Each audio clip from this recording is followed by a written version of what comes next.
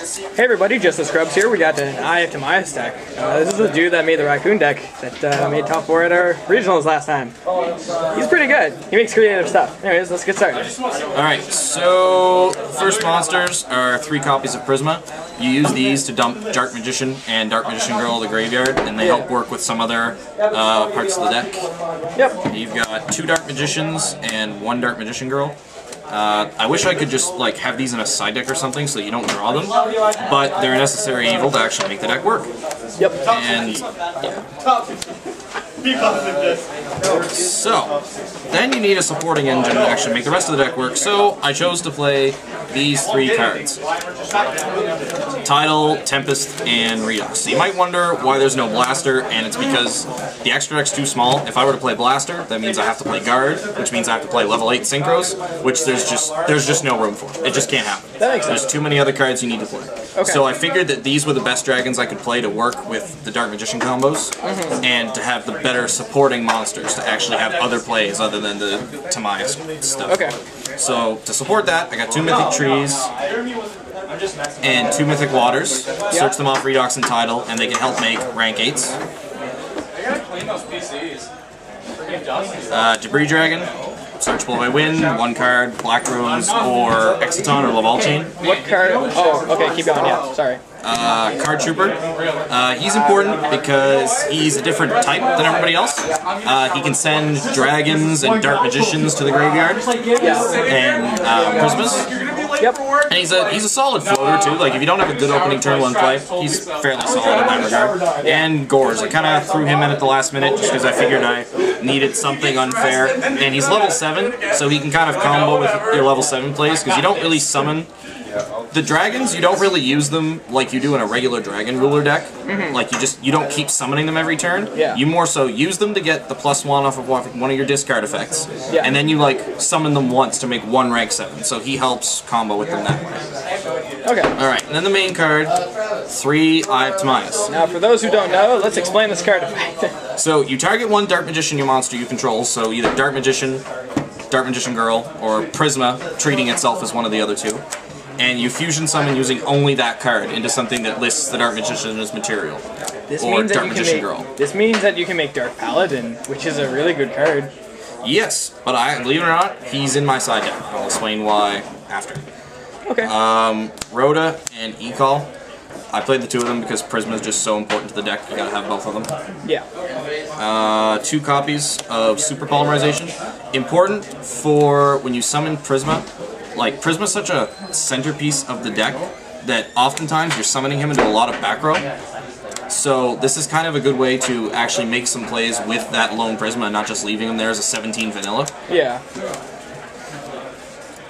And also it lets you do cool things games 2 and 3, like when you have just Prisma kind of thing, when you're playing more of a grindy game. And when you play against Dragon Rulers, a really funny play is you can fuse like a warrior and one of their dragon synchros into a card in the extra deck. And they got Felgrand Stardust. You can just be a super poly their whole field. 1 copy of Miracle Fusion because I wanted something to do with Graved Prismas. And this banishes your Dragon Rulers so you can get searches. Oh my gosh, yeah. Foolish Burial, put Dark Magician in the graveyard for fusions, or put one of your Dragon Rulers in the graveyard for more plays. Gold Sark, search out Dragon Rulers. 2 copies of Dragon's Mirror. These can summon any of the fusions in your extra deck, and they banish Dragon Rulers to get searches. Right. So this was the reason I wanted to play the Dragon Rulers, so that you can actually have fusions, and so that you can have follow-up plays after your Dark Magicians end up in the graveyard or whatever. Yeah. 2 Dark Magic attacks. This card was hilarious. I probably wouldn't play it a second time, but you summon Prisma, turn him into Dark Magician, and then you Feather Dust to their field, but I wouldn't play this again. Then the last 2 spells were Pod Economy, and this was really important. Because there's a lot of times that you'd run out of Dark Magicians, you'd run out of Prismas, or like, you sacrifice so much advantage making your basic plays that you need some way to recover it back. So this helps you kind of make up a little bit of that minus. And like, I recycled Debris Dragon with it a couple times, and that was pretty cool. Is there, I mean, I know it's not like, it's not supposed to be like all Dragon Ruler stuff, but is there like a main reason why you didn't play Burial? Because it's like, it seems like, yeah, you banished the dragons, but after that they're just gone. They are, but they weren't meant to be like a centerpiece, they were more so meant to be like a supporting engine.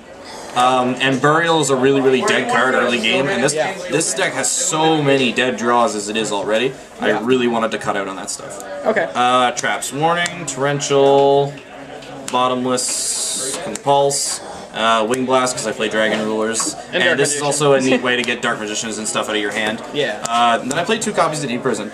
A lot of times, like, your play is you summon a big monster and it's in attack position, so the hands really are really good against you. So I mained the 2 Deep Prisons to try and get around the hands, and it worked a couple times. Okay. So no upstart because.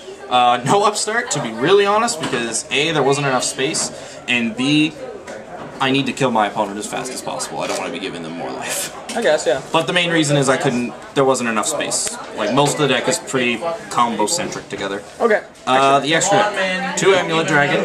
This is the one that fuses Dark Magician and a Dragon-type monster. What does this do?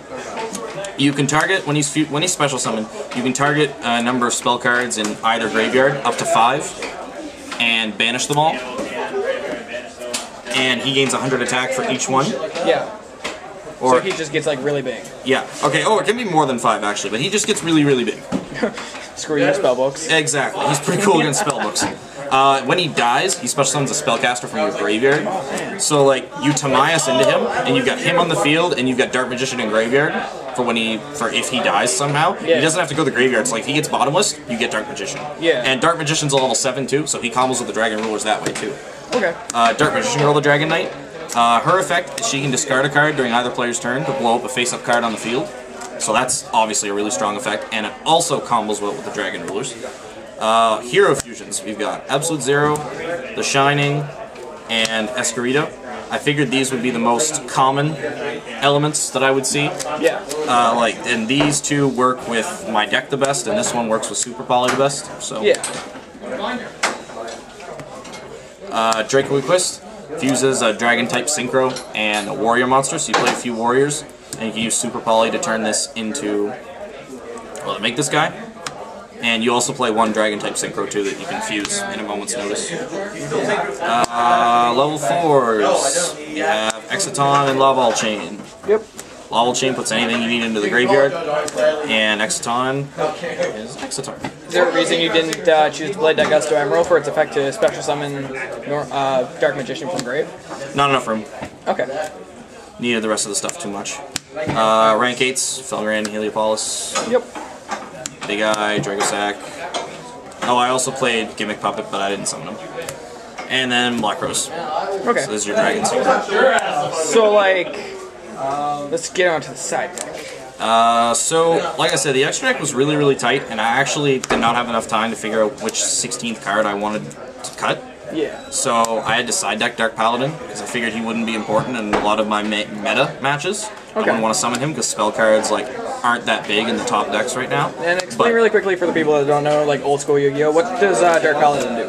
He gains 500 attack for each dragon in either graveyard, and I play a lot of dragons, so he gets very big. And you can discard a card to negate a spell card during either player's turn and destroy it. Yeah. So, like, he's really good against spellbooks. I ended up playing a lot of rogue decks, actually. I didn't play a single meta matchup, so I actually ended up siding this in every game for Dracoquist. So, obviously, I would have rather side this guy, but, you know, hindsight, right? In a tournament. 2 Blackhorns for Yugioh and other special summon decks. Nobleman to cross out for Yugioh, because Yugioh is a really, really hard matchup. Max C for special summon decks. Yep.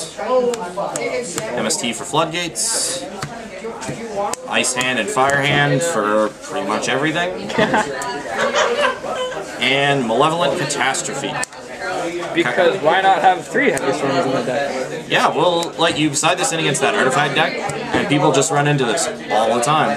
Like, this thing blew up 4 cards. My Dark Magic attacks were blowing up 3 and 4 cards at a time. Even though I wouldn't play Dark Magic attack again, I'd probably play more of this. Alright. So, really, really creative deck. I guess, do you have any last words on the deck? Or? No, it was a lot of fun to play. It's not even remotely real. Don't take this to a regional or something because, yeah, it won't go well. But if you're looking for something fun to take to a locals, you know, it might be a good idea to give it a try. And the cards are pretty cool. Getting to play with Dark Magician's a lot of fun. Oh, yeah. I'm sure that there's improvements that I could make to the deck to make it better, but with only a week to test after Philly, this is what I came up with. Alright, thank you Jeremy for the amazing deck profile. I'm sure there's way more of these to come in the near future. But that's all for now. Remember to leave a like, comment, and subscribe for content similar to this, even though I don't think we're going to have content similar to this. This is pretty unique. Anyways, peace.